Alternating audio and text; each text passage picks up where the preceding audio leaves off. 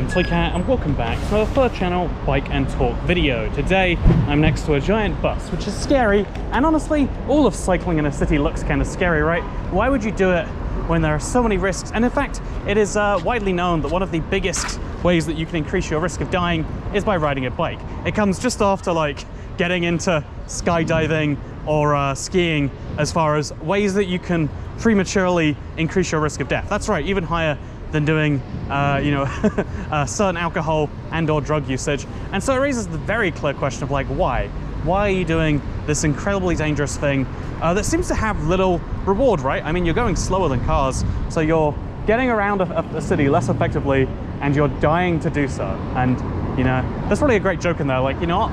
I just love biking so much. I've been dying to do it for a while now. I think I'm taking okay, this is scary because of the bus. But there we go, we're good. And so yeah, obviously, besides making the joke that I've just been dying to ride a bike around a city for so long, I think there is a much more interesting thing in here somewhere about, I guess, why anyone rides a bike to begin with, because it's not just bikes and now e-bikes and scooters of questionable legality. It's not just these forms of transport that are popular. But if you look outside cities, you'll see that motorbikes and mopeds, like that one right there, like you'll see these forms of transport have a lot of popularity too. And that's not just inside countries in the Caribbean or in Southeast Asia, where it's just a lot cheaper and the infrastructure is designed for that. No, even in countries that are specifically designed for the car. Am I going forwards through this, or am I taking a left?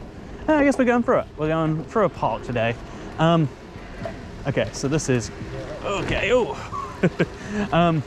this is a good little bike ride right here, right through some people. But to go to the exact opposite of what I'm doing right now, because I'm doing a very rare situation where I'm riding a bike and there's only people around me.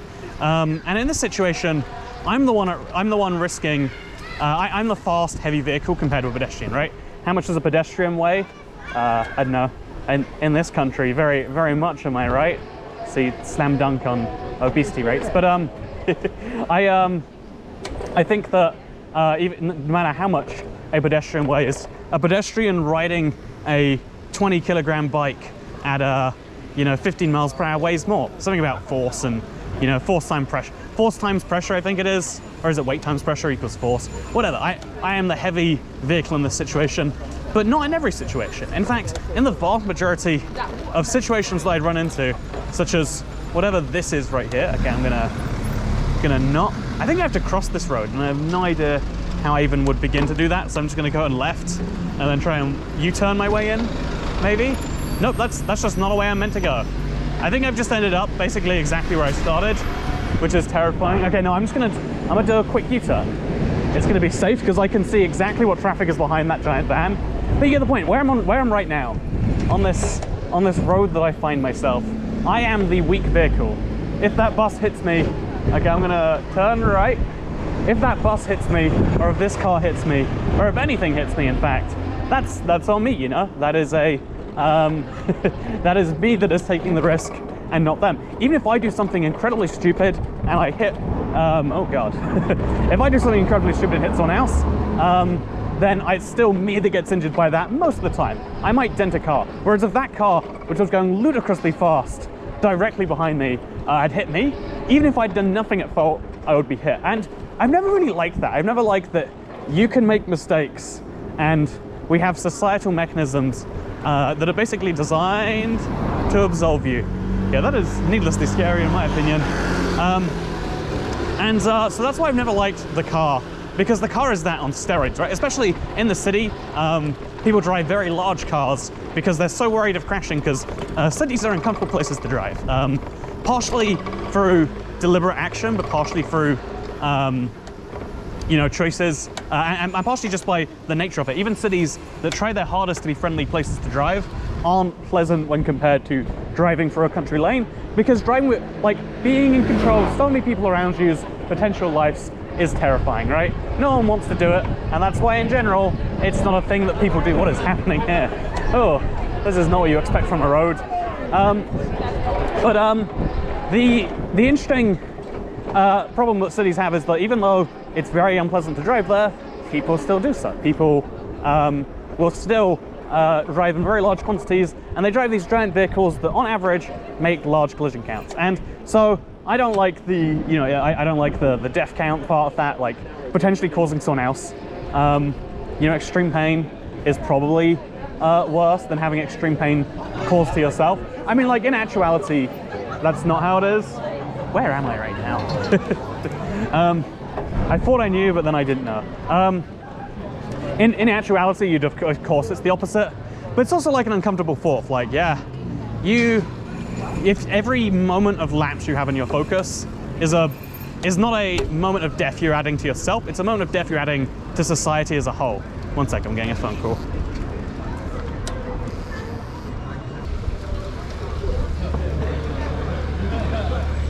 Oh no, I missed the lights because I was busy making a phone call. Well, I guess I gotta wait for the next round. I missed the lights because I was so busy making my phone call. Oh look, there's a mirror up there where you can see me. But yeah, the cars are this ultimate externality of you get a great product. The convenience of a car is one of the, like if you want to economically improve your life, a car is probably one of the greatest ways to do so, and you can't be faulted for doing so in a country that incredibly encourages you to do that. But also I hate the externality it creates of like, you are benefiting at society's larger expense. And for a lot of places it's entirely, there's benefits and drawbacks ways of doing this. But the reason that I choose to ride the bike is because it gives you an opportunity to not do that, It gives you the opportunity to be the one at risk. And I feel like the other reason, maybe you could say the bigger reason if you believe all humans are selfish and that actually there's no way anyone cares about other human beings' lives and maybe hitting them if, stuff like this happens. Like, why? The other reason is that ultimately, people say this about motorbikes, and I never really got it until I got really into my e-scooter game, and nowadays the e-bike game, because e-scooters are all but illegal. And one of the things I didn't really realize is like, it truly is the freedom vehicle, especially rentable ones. You pick up a little vehicle, it's a 20 kilogram bit of steel and lithium and whatever else. You pick this vehicle up, you ride it, it does a lot of that work for you. We're going only 15 miles per hour, which sucks because the public ones have to be limited to this speed. You're going 50 miles an hour and then you get somewhere and then you immediately drop it off and it's not your problem anymore. Even when you have your own e-bike, you can usually park it, like at this. Parking a bike is much easier than parking a car, and just having, you can store it in so many more places, which means it's the ultimate vehicle for just get around quickly, get around without too much impedance or really too much else. Okay, so I've got to merge into busy traffic here. This seems like poor design. I mean, if I was in charge, I'd call it poor design. There was such a nice bike path for me. Okay, no, I don't know what I'm gonna do. I guess I just wait a very long time and hope that no cars come behind me. That's a valid strategy, I guess. But yeah, I feel like, do I ever get to go? No, now would have been the right time. Like there was that little perfect gap where I should have just gone. See, and if I'm following car logic, I think I'd never pull out into this junction. But because I'm a bike and like I can take a risk where there's a much smaller gap where a risk wouldn't be traditionally taken. Ah, okay, car's turning left over there, which gives me the opportunity. This guy got there in perfect time. Okay, that car was so close. See, and if I'd have done that as a vehicle, I'd be almost endangering someone's life for my dumb mistake. But I like that it's only me that there's any major risk. Again, some people argue that actually, and I think this is a really good argument, that like, actually, when you put your life in danger, you're also doing a bad thing to the person whose life you almost allowed to end yours, right? I'm just gonna go down whatever this road is. It is probably a traumatic thing to kill someone. I basically mentioned that earlier. But I like that there is this ultimate freedom of picking up, dropping, going, scooting around, again, like really getting around on these very, that's not good. Getting around these super tight spots and situations. Again, the journey we're going to be taking today is just one that physically cannot be done by vehicle, right? I guess by car, because a bike is a vehicle, if we're going really technical. The number of different places we're going through, and that is like I guess the self-fulfilling loop of what I'm saying. The bike is the ultimate freedom vehicle because it doesn't need you to take risks at other people's expense. And so, you know, generally speaking, whether it's city politicians or city people or city businesses, generally try to encourage the bike, because for every car space you can fit, you know, a half dozen, full dozen bikes. And so it's a self-fulfilling loop of, well, better infrastructure gets built for them. And so that tries to encourage more people to use them. And that encourages, oh, I don't like this at all. I bet because of my wide angle lens, these will look like nothing. And like in reality, they are nothing. Like when you're familiar with your vehicle width, I'm gonna have to learn this for driving soon, because I am learning to drive a car specifically for the one country that gives no craps about externalities and the concept of micro-mobility. But yeah, the fascinating thing to me, I think I have to take a left turn again at some point. I think I'm going way too far west and into the city. So I'm gonna take this left right here. I don't know where the left is. According to the ground, it's right here? I don't know. Oh, I guess, okay, it's Q13 to Old Street. Guess we're going to Old Street. You know, it's quite an old street, I hear. But yeah, I think that the car is the ultimate freedom vehicle when compared to walking, and when you're talking about country level scales. I think that if you were someone who had to cross the country multiple times a week, the car is the only vehicle that's going to allow you to do that on your schedule. Because if you want to do complete flexibility on a train, the train is actually more expensive. And if you want to give up your flexibility for the train, then you've lost flexibility and you've lost freedom. And there is a real argument to be made there that actually the car is the ultimate freedom vehicle for long distances, and if you need space for all those distances. But if you're a single person that doesn't care much about, I want to be funny here and say I don't care about my life or letting go of the steering wheels, you know. But if you're you know, just a one human being, no children, no dogs, because pets are the new children, as we all know. But yeah, see this right here? Couldn't do this as a Toyota Prius. I mean, you could. Would just break your car, I think. Like, look how uncomfortable it looks to squeeze through these gaps, and how slow you have to do so when compared to a bike. This can be done through intentional design, because I think, okay, I can do this. I think that ultimately, within a city, you are trading off some tiny, it's called micro-morts. You're trading a tiny chance at your life going down in exchange for a much more flexible, and if I'm being honest, much more fun ride. The reason that even if you did need to cross the entire country, and by that I mean the UK, I don't think you can cross America multiple times a week. You can cross your state multiple times a week. You know, I'm just gonna 180 here. I don't want to be going down that street, not on a bike. See, that is basically a car-only street. It's not actually, but it's basically that way because of how horrifying it is. Oh, the street urinals. I really, really, you know, if I wasn't recording, I'd be enjoying a nice little European experience right there. But for all of you, I shall suffer, and I'll continue talking about why the bike is a better form of transport. Because, in conclusion, to all my points here, I think that the ideal people, there are lots of people who are like, you know, public transit heads. They're like, every journey should be done by a bus or a train. There are people who are car heads, petrol heads, I think they call themselves. They're like, nah, car is perfect for everything. And once you have a car, of course you're tempted to do that. Once you're reliant on public transport, it's hard to get off being reliant on public transport. Let me tell you how hard it is to learn to drive in your 20s when compared to, you know, doing a lesson after school or whatever.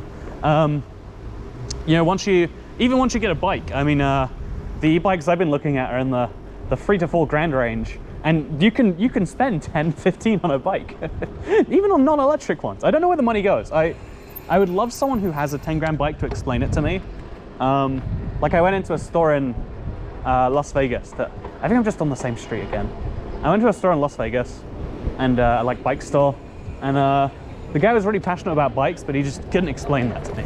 I was like, so do you have a bike? You have like a mid-range bike somewhere between like, you know, 3 and 10 grand? And he's like, yes. And I was like, so what makes it worthwhile to you? And he's like, that is how much I spent on my bike. Thank you for asking the question there.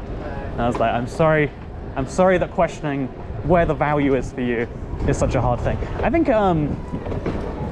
questioning value is an interesting one, because if you know, like asking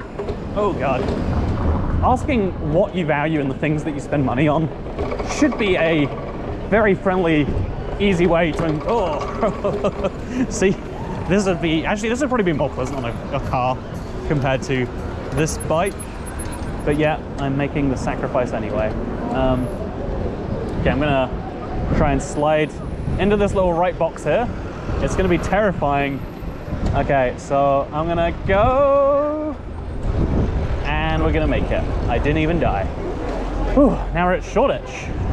Ooh. You see that? If that, see, I said see that and then made a point, but then he did actually do the exact same thing I was about to point out, but to me, where he's like, he was turning, didn't notice the cycle until it was an immediate threat. Could have been my life, or realistically, he was going pretty slow. I'd have just, I might have done more damage to his vehicle than he did to me, actually. I wonder how that one have gone. But yeah, my point here is just that, my overall point is that I think every specific situation has a specific form of transport that is required for it. And I think we should never move towards this thing of like, let's disallow people to do the best option they can. And instead we should nudge people. And a lot of times we focus on negatively nudging, like, you know, let's take a road that's for cars and let's, like, I don't know, shut it down.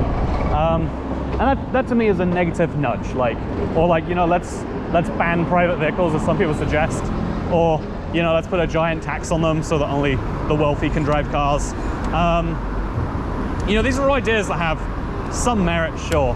And like, you know, maybe if you were arguing just for new drivers, there'd be something to that.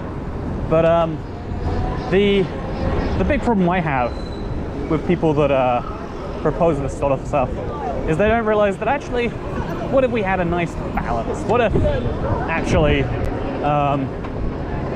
oh look, there's a Pure Electric. See, it's an electric type of store. They sell e-scooters too. I'll have you know that's illegal. It's intense watching how, like, I've got this e-bike that goes the max allowed legal speed, but there's a ton of people going faster, and I love it because it's like it's that constant reminder about how a lot of things work, that you can negatively trying to force people to not do things with force has such a limited effect compared to just like making it more pleasant to do the alternative. Most countries that have a lot of public transit systems in most countries, they don't ask for proof of payment before you get on. They just randomly do spot checks and find you if you don't have it. And it's really embarrassing. And, you know, like, if you don't have a ticket, you spend the whole journey being like, oh God, they're gonna catch me. And, you know, the calculation is done that it's, Jesus. The calculation has just been done, but actually you get a high enough percentage of people who are worried about being caught without a ticket. Yeah, and a high enough percentage of people who are just embarrassed or who feel like, you know, actually, I'll just buy a ticket compared to getting a fine once every week. Sometimes people go the opposite way. I had a friend who lived in London for a very long time and just refused to pay for anything, figuring, you know what, the fines are pretty small. And then, you know, you get one wrong fine, you get one awkward interaction, and it's like, okay, I guess I'm flipping this logic around. So yeah, I feel like I want to go over Tower Bridge. I read an article that says it's the worst of London's bridges to ride on a bike, and I can't help but be curious as to how that feels. Whether I do so in this video or not is an entirely different question, because I'm currently, look at that little van with an oven behind it. Anyway, yeah, my end point here with this video is that if you want the actual, oh, that is a cool place. Burger, ramen, bento, bibimbap, all in one place. See, found a new Korean place. My favorite thing about riding a bike versus the tube or a taxi, or if you drive your own vehicle, driving your own vehicle, my favorite thing is probably like you're exploring the city at the same time. It is that perfect balance of looking around the city and seeing it from street level with a little bit of fun, because there are some fun stretches of riding a bike in a big city, combined with the ultimate freedom to just drop and go, or even if you have your own bike, to just park it up, take out the battery, go wherever you're going. I feel like that has to be cannot be overstated. Actually, I feel like that's one of the biggest downsides of a e-scooter, is that you can't really effectively lock them up right now. I saw a few people do it in wherever I was last. I wasn't in London. You wouldn't do it here, but must be New York, I guess. Was I somewhere between New York and here? I should know where I've been, but I'd see so many e-scooters just locked up, and I'd be like, wow, you have a lot of unnecessary faith here, it seems. Oh, Christ. You have a lot of additional faith here in looking up a scooter. But most places you can't look up an e-scooter. Whereas looking up a bike, pretty easy. If you lose the bike, it's not a huge penalty like if your car gets vandalized while you park it somewhere. And yeah, I try to avoid externalities when I can. I think the biggest ones that I don't effectively, I really should have just powered through the red. See, that's the other cool thing. You know, breaking traffic laws as a car is, again, that's an even bigger externality you're pushing onto the world. You're forcing other people to pay for your mistakes or your impatience. If I want to be impatient as a bike, maybe someone T-bones me, maybe they don't. Should I just go? No, I'm just gonna go. You know, maybe it happens, maybe it doesn't. But ultimately, you know, that is a decision I get to make, and it's not that big of a deal. Again, ooh, maybe it's, oh no. I'm always so worried about hitting birds. Like, pigeons refuse to fly until the very last second, and it's sometimes a little confusing. But yeah, I like that in general. It is down to me, and that's what a lot of people don't understand when they see, ooh, you know, that cyclist wasn't even wearing a helmet, so he basically deserves to die. And it's like, well, deserves to die is a strong word, but there also is an element of like, yeah, they are taking a larger risk on themselves. You can't fault them when it goes wrong, and when I die, people will fault me when it goes wrong. But I guess ultimately that's the system you buy into. Everything has trade-offs. Some people want a utopia where their favorite transport method is the only transport method, and some people are a little more realistic. But the real people, wait, what I'm gonna do here, I'm gonna onto the pavement real quick. And you do a little slide off to the right now, I think. And then here we are, ready for the traffic lights, ready to go. Oh. I think that's the safe way to turn right in the UK, by the way. Wait, yeah, turn right. Because in America, right turns are safe. In the UK, left turns are dangerous. So you reposition yourself so the right turn is actually a straight. It's very easy to power through red lights here. Just in case you're curious, there is in fact police there, and again, like, generally they don't enforce it. A lot of people get upset by that, like, why wouldn't you enforce it? That's like, what's if using a traffic light that just has right and left, not any forwards? I haven't seen that before. That's pretty cool. Okay, here we go. But yeah, to round out my thoughts here. Oh, I was here in a recent video. See, London's all the same place when you really dive into it. It's all the same place. But yeah, I'm here to pick up an e-scooter because they are officially rentable in, I think it's in, it's not Westminster, it's in, is it Suffolk?